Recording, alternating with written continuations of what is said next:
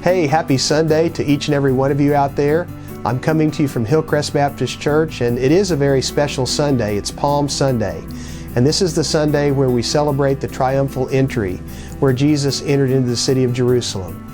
But I'm going to be giving these devotions to you each day because this is a very special week. We call it Holy Week. It's the week where Jesus was crucified, but something special and important happened every day of this week. And so this is a series I'm bringing to you called Easter Week in Real Time. And I've kind of synthesized the different gospel accounts to bring them together to give you a picture of what took place on each day of the week.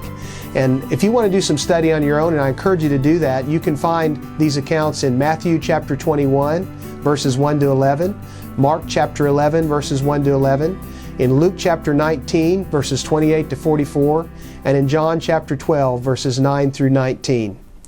Basically, what's happening on the triumphal entry is that Jesus is coming into the city of Jerusalem, and it's his first time to come in the city since he raised Lazarus from the dead. So word has spread about him. He's very famous by this time, and many people have gathered, and they stand along the road to welcome him and honor him and anoint him as king.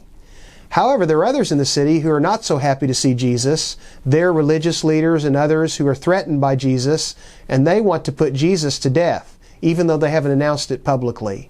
And then there's other people who have gathered because there's a festival going on, and this festival is called Passover, and they've come from other places, and they're just kind of confused or perplexed or wondering, who is this guy that all these people are watching and honoring?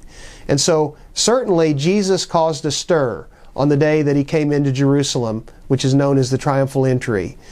Jesus said that Lazarus' death would end in the faith of many and in the glory of God, that the Son of God may be glorified through it. That's in John chapter 11 and verse 4. But the glory he had in mind was even more glorious than his triumphal entry into Jerusalem.